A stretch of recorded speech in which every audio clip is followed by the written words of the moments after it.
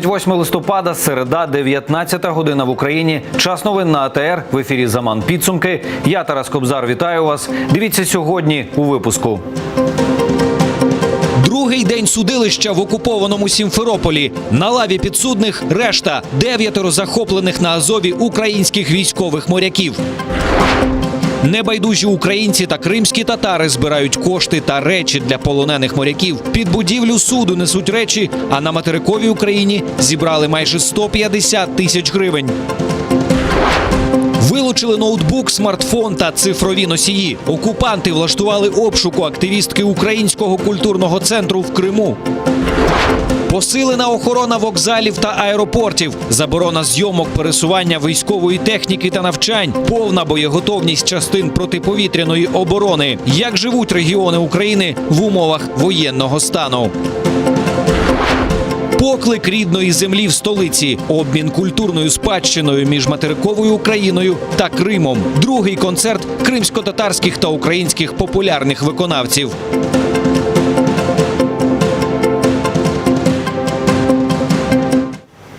Президент Петро Порошенко підписав ухвалений Верховною Радою указ про запровадження воєнного стану в Україні. Документ передбачає дію спеціального правового режиму в межах 10 областей, які потенційно можуть бути атаковані ворогом. Це приморські регіони та ті, які межують з Росією та невизнаним Придністров'ям. Чернігівська, Сумська, Харківська, Луганська, Донецька, Херсонська, Запорізька, Миколаївська, Одеська, Вінницька області та внутрішні води України в Азово-Керченській акваторії. Діятиме такий режим до 26 грудня цього року. Причини такого кроку пояснюються черговим актом збройної агресії з боку Росії 25 листопада в районі Керченської протоки та загрозою широкомасштабного вторгнення в Україну Збройних сил РФ. В першу чергу Україні треба тримати зброю напоготові на території Донецької та Запорізької областей біля узбережжя Азовського моря, заявив Петро Порошенко. Бо Росія хоче з'єднати анексований Крим і окуповану частину Сходу. Сам очільник держави пояснив, якщо вторгнення РФ вдасться уникнути, права громадян не обмежать. Але права Збройних сил значно поширюються. Але робиться воєнний стан зараз для того, щоб законодавчо і конституційно захистити українського воїна. Надати йому всі необхідні умови для того, щоб він міг виконувати свій святий обов'язок – боронити Україну. Глава держави також заявив, в разі вторгнення Росії в Україну суходолом військові отримуватимуть підвищене грошове забезпечення. При цьому нагадав, що з 1 січня військові отримуватимуть як мінімум 10 тисяч гривень. Вилучення майна у громадян чи комендантської години не буде, бо на це поки немає правових підстав. Так заявили у Генштабі Збройних сил України. У разі спроб це зробити, просять громадян повідомляти в поліцію. При цьому в Міноборони повідомили, що нині відбуваються заходи із нарощування протиповітряної оборони. В окремих регіонах розгорнуть додаткові шпиталі. Повістки, які буцімто отримують чоловіки в деяких областях, це фейк, наголосили в Міноборони. Крім того, відпрацьовується доукомплектування військових частин та графік роботи з резервістами першої черги. З ними будуть проведені збори відповідні, тобто мобілізації не буде. Вони не стануть військовослужбовцями, вони з ними проведуть збори по принципу стрілкового дня. Раз на тиждень будуть проведені. В окремих бригадах зараз буде вивчено питання, бригади територіальної оборони, можливо, будуть проведені заняття більш широкого плану. Якщо людина прибуде на ці збори, їй будуть мати фінансові відшкодування. Так от 3 до 5 тисяч гривень додаткової виплати. Тим часом Росія в район окупованої Керчі терміново перекидає ракетні комплекси берегової оборони БАЛ. Самі ракети та машини обслуговування помітили на 15-му кілометрі траси Севастополь-Керч. Ракетний комплекс призначений для контролю водних шляхів і знищення кораблів ворога. Дальність дії цієї зброї 260 кілометрів. Крім того, на окупований півострів російське командування терміново повертає зенітно-ракетні комплекси С-400 «Тріумф». Загалом за понад 4 роки окупації Криму Криму, військова присутність Росії на півострові зросла у десятки разів. Чисельність військовослужбовців, за даними фонду «Майдан закордонних справ», становить до 60 тисяч осіб. Нарощування російських військових сил свідчить про велику ймовірність підготовки Росії до другого етапу війни – захопленню південних областей України. Вгамувати Росію могла б присутність сил НАТО в регіоні, але з 2014 року вони, попри обіцянки нарощення присутності, її зменшують. Регіони на півдні та сході готові до запровадження воєнного стану, а активісти другий день поспіль в Одесі полюють на російських бізнесменів, блокують російські фури і знімають з них номери. І попереджають, водіїв чекатимуть, доки не будуть звільнені усі українські моряки, захоплені поблизу Керчі. Докладніше дивіться далі. Протести на трасі Одеса-Київ. Поблизу селища Дачне активісти чергують другу добу поспіль. Блокують російські фури, щоб обміняти їх на українських моряків. Далекобійники з Росії невдоволені, вважають себе непричетними до ситуації з моряками та скаржаться на брак інформації. Все, что творится у вас в стране и как это относится наша страна, я вам ничего не могу сказать, потому что я ничего об этом не знаю. Нам показывают по телевизору одно, у вас показывают другое. Заблоковані фури шокуються вздовж дороги. Активісти переконані, коли акція із затриманням російських далекобійників стане всеукраїнською, то реакція обов'язково буде. Акцію з блокування російських фур під Одесою оголосили безстроковою. Когда и если сотни траков по всей Украине станут и сотни грузов будут опаздывать, куда-то не уезжать, естественно, это имеется в виду российские грузоотправители или грузополучатели и российские траки, то они начнут общаться со своей властью, да, то есть со своим урядом по поводу тех вещей, что творит, по факту Кремль. Всі силові структури Харківщини вже у стані бойової готовності. Та комендантської години не буде, мобілізація поки не передбачена, будь-яких змін під час перетину кордону не планується. Права мешканців Харківщини порушені не будуть, запевнила харківська влада. Особливу увагу приділятимуть охороні підприємств, що забезпечують життєдіяльність міста. Метрополітен, військові об'єкти, склади, енергетичні підприємства, підприємства, які дають Харкову воду. Все це буде додатково охоронятися для збереження потенціалу цих підприємств. Тихо та напружено у Маріуполі. Під час воєнного стану тут діятиме батальйон територіальної оборони. Він охоронятиме мости, дороги і внутрішні блокпости. Жителям міста пообіцяли, що обмеження їх прав і свобод не буде. Але вони все ж переймаються тим, чи зможуть виїздити за кордон, як мешканці регіону, де діє воєнний стан. Мы же не знаем, что будет через неделю, через 2 или через 3. У меня сын, у меня брат, которые выезжают за границу. Поэтому волнует меня сейчас этот вопрос. Выпустят их за границу или не выпустят? Любое время может забомбить нас, и очень страшно, конечно. Поліція міста, як і по всій Україні, у стані підвищеної готовності. Посилені заходи безпеки застосовано на всіх стратегічних об'єктах, в тому числі і на блокпостах регіону. Вікторія Бойко, Заман, АТР.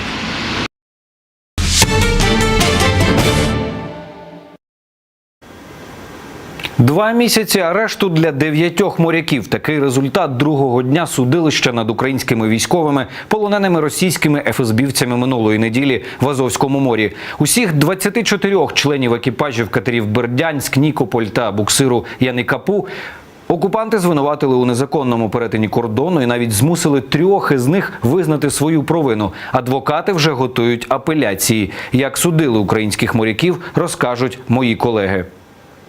У цьому мікроавтобусі 9 з українських моряків, яких російські ФСБівці взяли в полон цієї неділі в Азовському морі. Їх судитимуть за нібито незаконний перетин державного кордону у Київському районному суді Симферополя. Подивитися на сьогоднішнє показове судилище під стіни суду прийшли журналісти пропагандистських телеканалів. Сюди ж підтримати полонених українських моряків прийшли небайдужі кримці. Перший заступник голови Меджлісу Наріман Джелял впевнений, виправдального вироку і для цих 9 чекати не варто.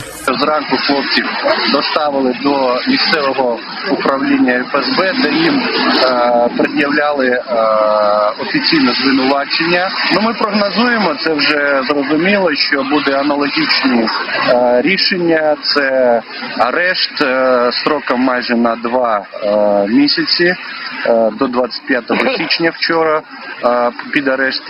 На лаві підсудних за вигаданими самими ж окупантами звинуваченнями опинилися Андрій Шевченко, Денис Гриценко, В'ячеслав Зінченко, Олег Мільничук, Юрій Без'язичний, Володимир Лісовий, Богдан Небелиця, Євген Семидоцький та Андрій Драч. Аби вирішити долю кожного з них, так звані судді витрачали не більше 10 хвилин. Вирок для усіх моряків однаковий – 2 місяці арешту. Напередодні цей самий суд за тією ж статтею засудив 12 наших моряків до 2 місяців арешту. Аналогічний вирок отримали і 3 поранених військових, які нині перебувають у Керченській лікарні. Для них організували виїзне засідання. Хлопці пригнічені, але тримаються. Міру запобіжного заходу виносили на виїзному засіданні Керченського міського суду. Така процедура може бути, коли суд виїжджає безпосередньо по місцю знаходження людей, по яким треба прийняти це рішення. Вони всі перебувають в одній палаті, підтримують один одного. Поранення не становлять загрозу для їхнього життя. На сьогоднішній день стан їх абсолютно стабільний, як сказали мені лікарі. Потрапити до поранених намагався архієпископ Климент, втім йому це не вдалося. Сьогодні священник направив звернення до начальника управління ФСБ, де написав, що це порушення прав людини і міжнародних норм. Следователи управления ФСБ по городу Керчи отнеслись без должного внимания к этому вопросу. И когда я был с ними на встрече, меня отправили в Симферополь. В Симферополе я просидел больше получаса внизу, постоянно находясь в телефонных переговорах с дежурным по республиканскому УФСБ. Однако тоже никакого результата. Моряків, яким напередодні обрали запобіжний захід, перевезли до Сімферопольського СІЗО, до так званого жіночого блоку. Повідомляє журналіст Антон Наумлюк. На відміну від решти СІЗО, камери там комфортніші. Доставленных в Симферопольское СИЗО украинских моряков, которым вчера избрали меру пресечения, разместили в женском блоке, подальше от арестантов, в несколько камер. То есть они не находятся поодиночке. В солидарность с ними арестанты собрали сколько могли – чай, кофе, одежду для них. У українських моряків немає найнеобхіднішого – одягу, взуття, предметів особистої гігієни, продуктів. Активісти у Криму оголосили збір речей та грошей. Допомогти полоненим морякам закликав усіх небайдужих перший заступник голови Меджлісу Наріман Джелял. На своїй сторінці у Фейсбук він розмістив повний список необхідних речей. Я думаю, общими усилиями мы соберем необходимое количество комплектов. Я готов с друзьями принять и взять на себя обязанность собрать для них эти передачи и передать их непосредственно в СИЗО. Гроші збирають і на материковій Україні. Оголошення дав український журналіст Осман Пашаєв. Наразі для допомоги українським морякам вже вдалося зібрати понад 200 тисяч гривень. Тетяна Сулі, Заман, АТР. Міністерство юстиції вже звернулося до Європейського суду з прав людини по допомогу у звільненні українських моряків, яких РФ атакувала в районі Керченської протоки. За словами міністра юстиції Павла Петренка, моряки, захоплені ФСБ, є військовополоненими. Проте Росія намагається застосувати до них свій кримінальний кодекс, а це протирічить здоровому глузду і всім нормам міжнародного права. Наша чітка позиція, що вони є військовополоненими, до них повинні застосовуватися всі гарантії захисту, які визначені Женевськими конвенціями.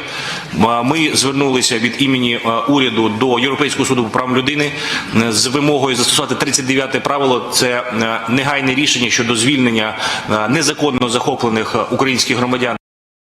Після варварського захоплення Росією українських кораблів вся країна стежить за долею полонених моряків. 24 українця, серед яких 6 поранених, перебувають в полоні окупантів. Наймолодшому з них не виповнилося й 19 років. За кожним ім'ям ціла історія, мрії і своя мотивація служити Україні. Кожного з них чекають вдома рідні та друзі. Подробиці в сюжеті. Відмінник Одеської морської академії, контракт з ВМС, 3 місяці служби на катері «Бердянськ», бойове хрещення, поранення та полон. Таким запам'ятає своє 18-річчя одесит Андрій Ейдер. Рідні кажуть, Андрій з дитинства мріяв служити саме на флоті. Про те, що сталося з сином, батьки дізналися зі ЗМІ. Зараз все, що відомо родині, що хлопець перебуває в Керченській лікарні, а востаннє рідні з ним спілкувалися близько тижня тому. А вже з лікарні він телефонував своїй нареченій. Нам він всім подзвонив приблизно однаково. Просто подзвонив запитатися, як справи, як то, як все, що в нього перехід, що їх перебазовують в інше місце і там вони будуть зимувати. Ще один поранений 24-річний матрос, також з Бердянська, Андрій Артеменко. Його мрія дитинства побачити весь світ, тому прийшов на флот. З моменту захоплення і поранення тільки його дівчина Марина змогла поговорити з хлопцем. Родичі Андрія досі достеменно не знають, де він і в якому стані. Інформацією володіють те, що володіють усі. Тобто я качаю що інформацію з інтернету і інформацію, що показують по телебаченню. Тобто що більше нічого не знаю. Однак рідні полоненого українця зберігають спокій і чекають Андрія і всіх захоплених моряків. Та нічого, держим за його кулаки. Вся сім'я держим за пацанов кулаки. Надіємося, що скоро вони будуть вдома на Україні, що розрішиться цей конфлікт. І всіх ждемо пацанов вдома. Надіємося тільки так, я ж кажу, держим за їх кулаки. Гордимося сином, всіма пацанами. Одесит Василь Сорока – найстарший з поранених моряків. Йому 27 років. Вдома його чекає дружина та син. Цими днями вони відзначають дні народження, але через полон привітати їх він не зможе. Батько молодшого сержанта каже, вибором сина служити батьківщині пишається. Що значить боялися відпускати чи не відпускати? У нас в країні йде війна. Тож повинен цю країну боронити. Понятно, що війна для багатьох і не починалася, але я дякую всім хлопцям, які сьогодні, незалежно де вони сьогодні, військовополонені в Криму, чи вони сьогодні на Донбасі. Гордимося всіма, хто став на захист нашої держави. Богдана Небелицю, командира катера «Нікополь», вважають особистим ворогом Путіна. Це він був одним з тих курсантів-нахімівців, які не зрадили присязі у 2014-му. Мати Валентина каже, стати військовим вирішив ще в школі. Побачили по телевізору, що вони заспівали гімн. І тут уже дзвонки до нас. Давай дзвонити нам, знайомі, друзі всі. Говорять, ми бачили Богданчика. Ми бачили по телевізору, я кажу, ми теж бачимо. Тепер Богдан знову в Криму, але тепер вже не як курсант, а як захисник України, поранений і полонений окупантами. Мати досі не може поговорити з сином, але дякує за увагу і сподівається, що скоро зможе його побачити. Побачили по телевізору, що вони заспівали гімн. І тут уже дзвонки до нас. Давай дзвонити нам, знайомі, друзі всі. Говорять, ми бачили Богданчика. Ми бачили по телевізору, я кажу, ми теж бачимо. Окрім спільної біди, родини полонених об'єднує ще й гордість за своїх синів. Їх 24, і вони в оточенні ворогів, але точно знають, за кого вони воюють і хто їх чекає вдома. Бог дав, щоб вони всі живі хлопці, і щоб усі із моїм сином вернулися в Одесу. Всім хлопцям бажаю, щоб здоровими вернулися вони додому. Владислав Стужук. Чергові обшуки у Криму. У Сімферополі окупанти прийшли з обшуком до 28-річного кримського татарина Руслана Муртазаєва. Про візит окупаційних силовиків повідомила кримсько-татарських активістів його дружина. Самого ж Руслана вдома не було, але це не зупинило окупантів. Почали обшук без нього. Не знайшовши нічого, пішли далі і обшукали заразом сусідній будинок, в якому мешкає родина брата Еміра Муртазаєва. Шукали наркотики. Не отримавши свого, силовики вирішили забрати Еміра з собою. Де він перебуває зараз, невідомо. Пришли якобы на таком основании, что Руслан кому-то передал какие-то наркотические средства, как они называются. На вот этом основании они делали обыск. где-то 2 часа, может быть, даже больше 2 часов они делали обыск везде, обыскали в нашем доме. Ничего такого не нашли, конечно же. В доме братишки тоже ничего не нашли. І кількома годинами раніше в Сімферополі окупаційні силовики вдерлися в помешкання активістки Українського культурного центру Галини Балабан. Вона, відома на півострові своєю проукраїнською позицією, відвідувала незаконні судилища, щоб підтримати політв'язнів. Силовики вилучили комп'ютер та телефон. Галина Балабан відмовилася підписувати протокол обшуку. Його підписали лише поняті, яких привели з собою силовики. Один з них з Феодосії, другий з Пермі. За словами активістів, причиною обшуку начебто стала її публікація в соцмережі ВКонтакті. Окупанти побачили в ній ознаки екстремізму. Адвоката, доки тривав обшук, у приміщення не пускали. І вони не надали другий екземпляр протоколу. Єдине, що в неї є на руках, це акт з'яття техніки. Зараз з нею все гаразд. Єдине, що вона зараз без зв'язку зовсім, тому що таке.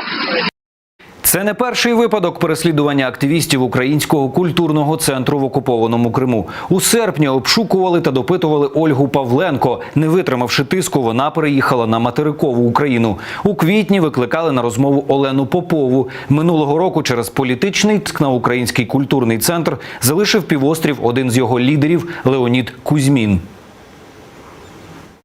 Все, що стосується українців, вони мають покинути цю територію для того, щоб просто було зручно там керувати. Тобто люди, якими вони не можуть керувати, вони повинні чи виїхати, чи сісти за грати. От є в нас 2 шляхи.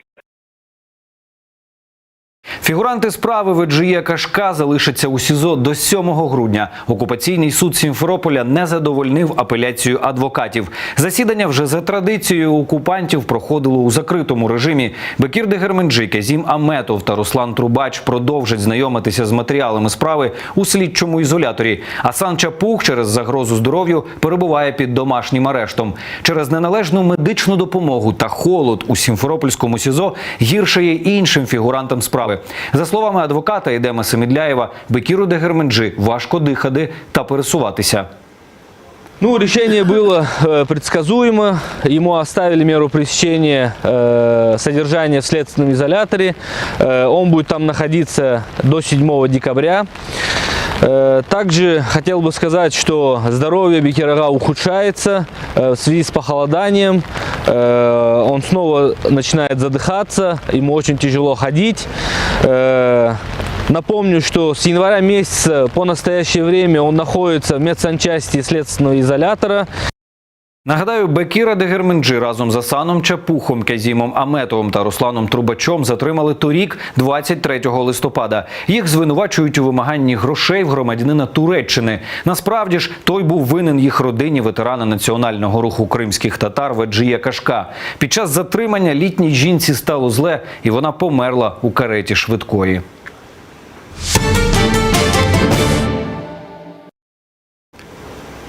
Зустрічі не буде. Не виключено, що Дональд Трамп таки скасує переговори з Владіміром Путіним під час саміту Великої Двадцятки цього тижня. Про це він заявив в інтерв'ю The Washington Post. Трамп невдоволений агресією в Керченській протоці. Зараз американський президент чекає, доки спецслужби нададуть йому повний звіт про обстріл та захоплення українських кораблів. Після цього схвалить остаточне рішення про те, бути зустрічі чи ні. Водночас в Кремлі знову вдалися до перекручування фактів. Мовляв, ще невідомо, кого саме Трамп назвав агресорами – росіян чи українців, заявив речник Путіна Дмитрій Пісков. Це очевидно. Те, що відбулося цими вихідними, серйозна ескалація з боку росіян. Вони й далі ведуть себе агресивно по відношенню до України. Сполучені Штати підтримують